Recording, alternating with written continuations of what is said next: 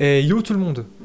Et bah voilà, là on est plutôt bon, ça ressemble enfin à quelque chose, parce qu'honnêtement mes cheveux, c'est la merde, hein, c'est Bagdad. Je dois aller chez le coiffeur un lundi sur deux, tous les 15 jours. Les premiers jours, je suis plutôt mignon, hein. Au bout de 7 jours, c'est limite. Et au bout du 10e, voilà, on fait le strict minimum, hein, on fait comme on peut. Voilà, un franco-portugais avec des cheveux d'asiatique, je sais pas encore quelle connerie ma mère a fait. Mais bon, c'est pas bien grave, on n'est pas là pour parler de mes cheveux, surtout que mon coiffeur s'appelle Cherry. Mais bien sûr, il faut rentabiliser tout ça, et encore merci à OneFootball de sponsoriser cette vidéo. OneFootball, c'est vraiment la meilleure application dans le foot, hein, tu peux absolument tout faire, suivre ton ou tes joueurs préférés, tes clubs favoris, faire comme moi, mettre le Barça dans tes favoris pour ne rien louper. Mercato, compo, blessure, résultat de match, rumeur, elle fait absolument tout. Et même les virements à mon coiffeur Thierry, hein, forcément. Maintenant, tous les jours pour moi, c'est exactement le même rituel. Tous les matins, tous les après-midi, tous les soirs, je regarde OneFootball, voir s'il n'y a pas des informations très croustillantes à vous faire partager. Bref, OneFootball, c'est génial, c'est gratuit, et bien sûr le lien est dans la description. Et bien sûr, avant d'aller plus loin,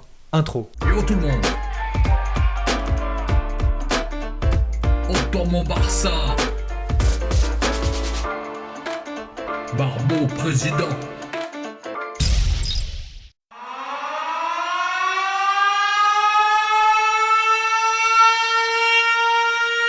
Waouh, c'est bon, il est plus là. T'exagères pas un peu là?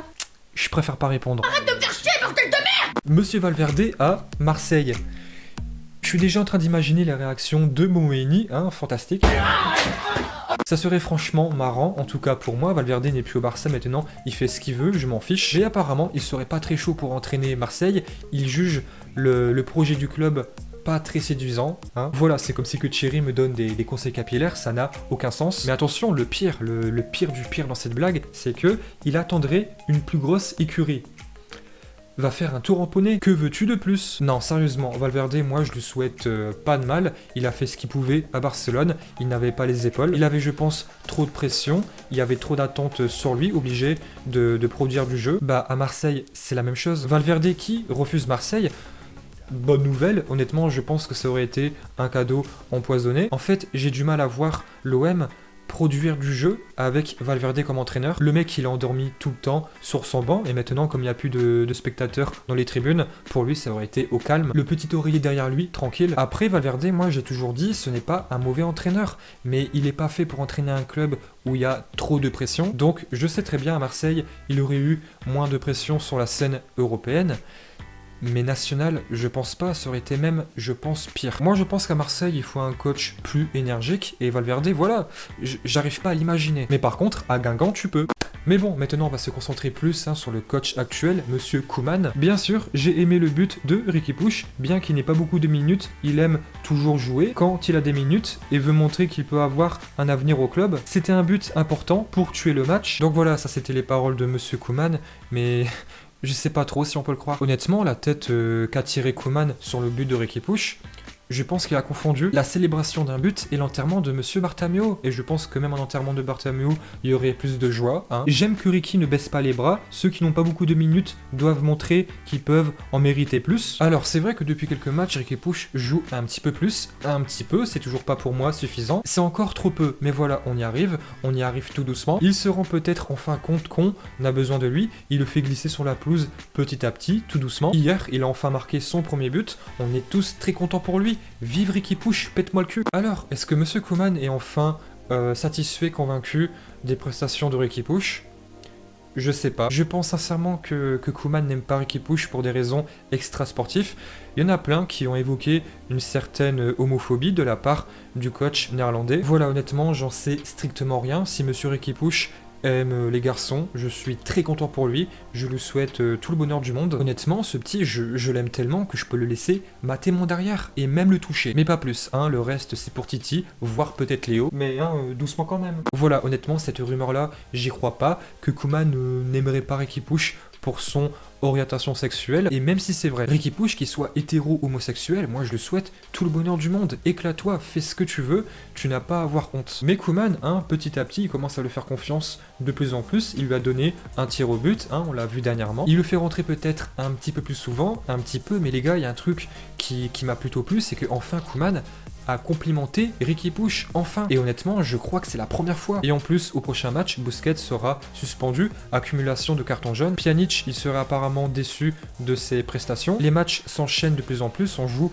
tous les 3 jours et peut-être enfin qu'il se rend compte qu'on a besoin de lui, du petit Riqui Puig. Mais, car malheureusement il y a toujours un mais, Koeman aurait déclaré: il semblerait qu'on ait trouvé enfin un milieu à 3 très clair, De Jong, Pedri, Busquets. Je ne vais pas dire que c'est définitif, car il y a toujours de la place pour le progrès. On joue avec un 11 de départ un peu plus clair qu'avant dans la saison, donc ça on le sait très bien, Koeman est têtu, mais dans sa tête toute rouge, il a, je pense, progressé dans sa réflexion. Il n'est plus dans la réflexion, Riqui n'a pas sa place. Je trouve qu'il a évolué dans sa manière de penser. Alors, on va encore me dire: ouais, Barbeau, tu fais parler que de Riqui Puig, hein, tu exagères avec lui. Mais les gars, forcément, si l'équipe ne gagne pas et que Riqui Puig ne joue pas, honnêtement, voilà, je suis obligé de toujours réclamer Monsieur Riqui Puig. Mais par contre, hein, si sans lui, l'équipe cartonne, mon raisonnement va ensuite évoluer et j'insisterai moins avec lui, c'est clair. Bien sûr qu'il y a des jambes fatiguées, on peut remplacer des joueurs avec d'autres comme Pjanic, Riqui Puig, qui ont prouvé qu'ils peuvent jouer dès qu'on leur demande. Donc on a trouvé un milieu avec Francky qui joue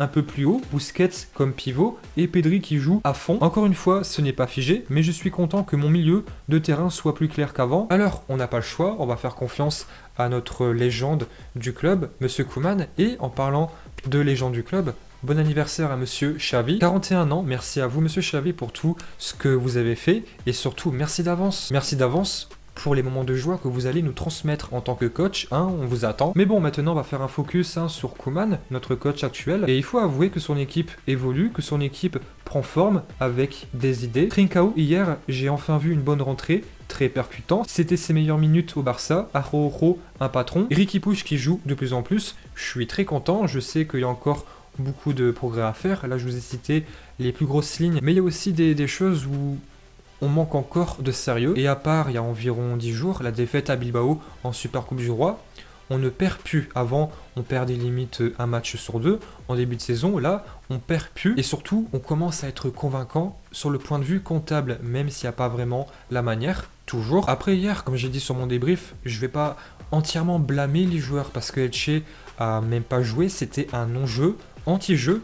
Ils étaient tous derrière à faire un gros bloc bas, un bloc de béton. Donc je sais très bien, ça n'excuse pas tout, mais il faut aussi comprendre cela. Mais l'équipe a tout de même gagné 2-0, oui, avec un match assez ennuyeux. 21 buts marqués sur les 10 derniers matchs, 9 encaissés, c'est encore, je trouve, trop faible à mon goût. Mais l'équipe, hein, mine de rien, monte vraiment en puissance, montre une vraie philosophie, des progrès. Et par contre, s'il y en a un qui s'est vraiment imposé en tant que patron, il y a bien sûr Araujo, mais surtout Monsieur De Jong. Je suis vraiment très content pour lui et il faut avouer, merci à Monsieur Koeman de l'avoir relancé, il était un petit peu perdu. C'est vraiment une grosse satisfaction, peut-être la meilleure de la saison pour l'instant. C'est vraiment un très gros moteur, gros volume de jeu, mais surtout les gars, je sais pas si vous arrivez à le voir, mais il prend enfin du plaisir. Mais par contre, hein, selon les rumeurs, le coach serait déçu des prestations de Monsieur Pjanic, il attendrait le retour de Monsieur Roberto pour le faire jouer au milieu de terrain. Voilà, affaire à suivre. Mais une chose est sûre, c'est que De Jong monte vraiment en puissance et ça peut faire vraiment très très mal. C'est certainement l'une des seules recrues qui a donné entièrement satisfaction au Barça ces dernières années. Frenkie De Jong, 23 ans, est arrivé en provenance de l'Ajax Amsterdam contre 85 millions d'euros et en seulement un an et demi avec le club catalan, le numéro 21 a déjà marqué 5 buts, dont un hier face à Elche. C'est plus que durant ses 5 saisons à l'Ajax. Il aura donc au moins sur cet aspect-là objectivement progressé. Donc voilà, je sais très bien que la saison est très très loin d'être terminé, hein. Je ne vais pas dire non plus que ça fait que commencer, mais là il y a le match du PSG qui va arriver très très vite. Ils sont pas non plus dans la meilleure forme de leur vie, nous pareil. En fait pour moi, au niveau du talent, les deux équipes se valent quasiment, mais celle qui parviendra à imposer sa patte, ça sera l'équipe qui montrera le plus de courage, montrera et imposera les burnes sur la table, hein. Et puis voilà, c'est tout pour aujourd'hui. Yo tout le monde!